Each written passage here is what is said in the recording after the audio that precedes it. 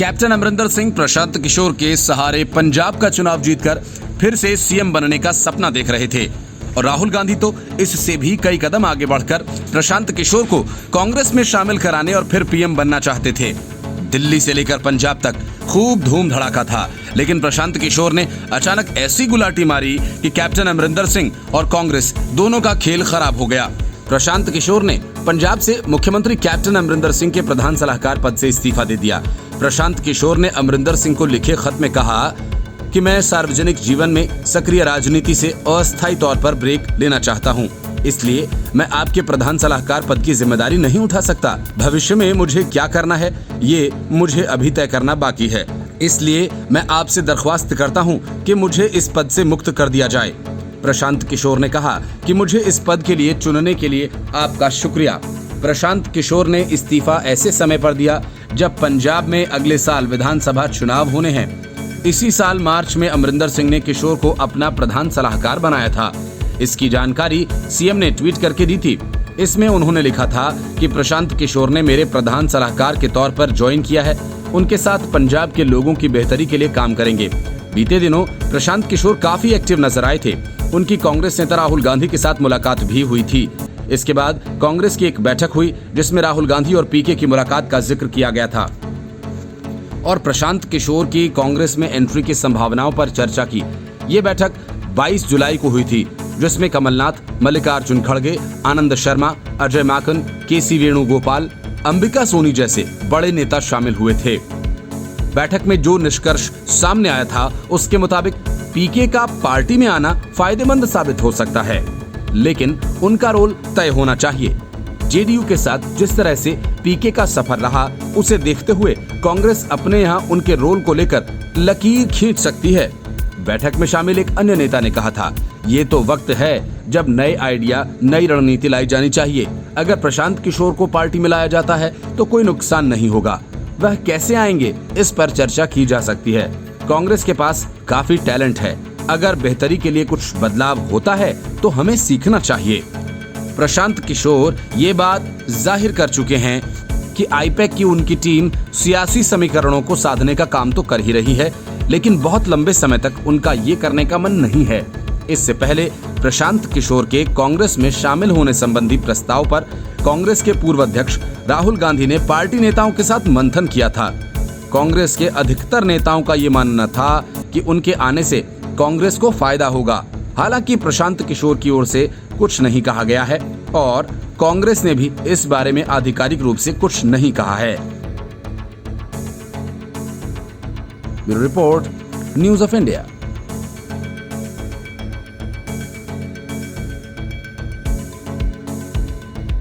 Pegasus जासूसी मामले को लेकर संसद से सड़क तक हंगामा खड़ा करने वालों को सुप्रीम कोर्ट ने खरी खरी सुनाई और सीधा सवाल पूछा कि जब उनको लगता है कि फोन की जासूसी की गई है तो फिर इसको लेकर आईटी एक्ट के तहत एफआईआर क्यों नहीं दर्ज करवाई। सिर्फ अखबारी खबरों के आधार पर याचिका दर्ज कराने के क्या मायने हैं। चीफ जस्टिस ने सुनवाई के दौरान याचिकाकर्ता से सवाल किया कि इस मामले में आईटी एक्ट के तहत शिकायत दर्ज क्यों नहीं करवाई गई है। सुप्रीम कोर्ट ने सवाल किया कि अगर आपको लगता है कि आपका फोन हैक हुआ है तो फिर एफआईआर दर्ज क्यों नहीं करवाई। चीफ जस्टिस ने सभी याचिकाकर्ता से कहा कि वो अपनी याचिका की कॉपी सरकार को भी भेजें। अब इस मामले में अगले हफ्ते सुनवाई होगी। कोर्ट की ओर से इस दौरान एमएल शर्मा को फटकार भी लगाई गई, जिन्होंने गृह मंत्री, प्रधानमंत्री और अन्य व्यक्तिगत लोगों के खिलाफ याचिका दायर की थी। अदालत ने कहा कि वह कोई फायदा उठाने की कोशिश न करें। याचिका दायर करने वाले वकील एमएल शर्मा को सुनवाई की शुरुआत में ही तंज का सामना करना पड़ा। चीफ जस्टिस ने अदालत में कहा कि वह पहले कपिल सिब्बल को सुनेंगे, क्योंकि एमएल शर्मा की याचिका सिर्फ अखबारों की कटिंग के आधार पर ही है। चीफ जस्टिस ने पूछा कि आपने याचिका दायर ही क्यों की है। वरिष्ठ पत्रकार एन राम की ओर से पेश कपिल सिब्बल ने कोर्ट में कहा कि पेगासस जैसा सॉफ्टवेयर एक व्यक्ति की प्राइवेसी पर हमला है और संविधान के नियमों के खिलाफ है। सिर्फ एक फोन के दम पर कोई भी हमारी जिंदगी में घुस सकता है, सब कुछ देख सुन सकता है। चीफ जस्टिस ने कहा कि न्यूज रिपोर्ट में जो बताया गया है, अगर वो सच है तो यह आरोप काफी सीरियस है। चीफ जस्टिस ने कहा कि ये मामला 2 साल पहले आया था, अंतर्राष्ट्रीय मुद्दा है, ऐसे में याचिका में ठोस तरीकों से तथ्यों को शामिल किया जाना चाहिए। चीफ जस्टिस ने सवाल किया कि अभी तक किसी किसी ने भी इस मामले में आपराधिक शिकायत क्यों नहीं की? ये आईटी एक्ट के तहत की जा सकती थी। कपिल सिब्बल की ओर से जानकारी दी गई कि कैलिफोर्निया की कोर्ट में व्हाट्सएप ने केस दर्ज किया है। हमने उसका फैसला भी याचिका में दिया है। ये सॉफ्टवेयर सिर्फ सरकारों को दिया जा सकता है, किसी प्राइवेट कंपनी को नहीं। याचिकाकर्ता की ओर से कपिल सिब्बल ने मांग करते हुए कहा कि सरकार को जवाब देना चाहिए कि क्या उन्होंने ये सॉफ्टवेयर खरीदा है और कहां पर इस्तेमाल किया है। सरकार ने इस बात को माना है कि 121 स्पाईवेयर से प्रभावित यूजर भारत में हैं। इस सॉफ्टवेयर को सिर्फ सरकारें ही खरीद सकती हैं, जिस पर चीफ जस्टिस ने कहा कि एक राज्य सरकार भी सरकार ही है। कपिल सिब्बल ने कहा कि ये राष्ट्रीय सुरक्षा का मामला है, ऐसे में सरकार को जवाब देना चाहिए। चीफ जस्टिस ने सुनवाई के दौरान कहा कि 2019 में भी ऐसी रिपोर्ट्स थीं। अब 2 साल बाद अचानक क्यों आई? जिस पर कपिल सिब्बल ने जवाब दिया कि हाल ही में हुए खुलासों से ये सब पता चला है। इसी सुबह पता चला कि कोर्ट के रजिस्ट्रार का भी फोन टैप हुआ है। चीफ जस्टिस ने कहा कि सच सामने आएगा। हमें अभी नहीं पता कि किसका नंबर था और किसका नहीं। सुप्रीम कोर्ट में अलग अलग कुल 9 याचिकाएं दाखिल की गई हैं, जिसमें पेगासस से जुड़े खुलासों की जांच करने की अपील की गई है। बता दें कि कुछ दिनों पहले ही अंतर्राष्ट्रीय मीडिया ने एक खुलासा किया था कि इजराइल के पेगासस सॉफ्टवेयर की मदद से भारत में कई लोगों की जासूसी की गई है। कांग्रेस नेता राहुल गांधी, प्रशांत किशोर, दर्जनों पत्रकार और कुछ केंद्रीय मंत्री और अन्य फील्ड से जुड़े लोगों के फोन को हैक किए गए थे। इस मसले पर लगातार संसद में हंगामा हो रहा है और विपक्ष जांच की मांग कर रहा है। Bureau report, news of India.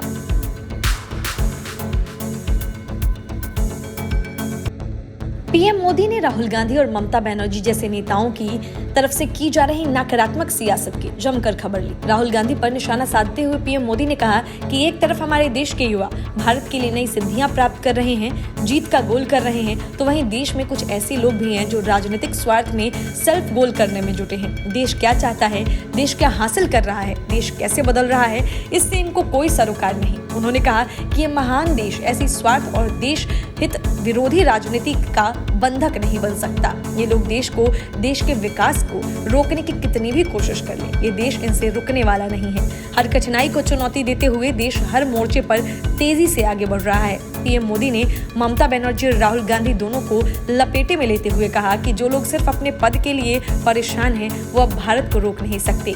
PM असल में विपक्ष का नेता बनने और पीएम कैंडिडेट के रूप में खुद को प्रमोट करने के लिए ममता बनर्जी इन दिनों काफी भागदौड़ कर रही हैं और राहुल गांधी तो कई सालों से इन पद पर नजर बनाए बैठे हैं। इसी वजह से पीएम मोदी ने कहा कि नया भारत पद नहीं, पदक जीतकर दुनिया में छा रहा है। नए भारत में आगे बढ़ने का मार्ग परिवार नहीं बल्कि परिश्रम से तय होगा और इसीलिए आज भारत का युवा कह रहा है, भारत चल पड़ा है, भारत का युवा चल पड़ा है। प्रधानमंत्री नरेंद्र मोदी ने उत्तर प्रदेश के प्रधानमंत्री गरीब कल्याण अन्न योजना के लाभार्थियों के साथ वीडियो कॉन्फ्रेंस के जरिए बातचीत की। पीएम मोदी ने योजना के लाभार्थियों से उनके अनुभव सुने। पीएम मोदी ने कहा कि डबल इंजन की सरकार ने ये सुनिश्चित किया कि गरीबों, दलितों, पिछड़ों, आदिवासियों के लिए बनी योजनाएं जमीन पर तेजी से लागू हों। उन्होंने कहा कि पीएम स्वनिधि योजना भी इसका एक बड़ा उदाहरण है। ये दशक एक तरह से उत्तर प्रदेश के पिछले 7 दशकों में जो कमी हुई उसकी भरपाई करने का दशक है।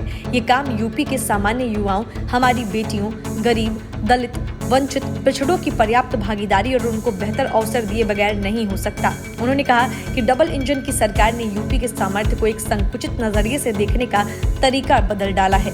यूपी भारत में ग्रोथ का इंजन का पावर हाउस बन सकता है। ये आत्मविश्वास बीते सालों में पैदा हुआ है। पीएम मोदी ने कहा कि बीते दशकों में उत्तर प्रदेश को हमेशा राजनीति के चश्मे से देखा गया था।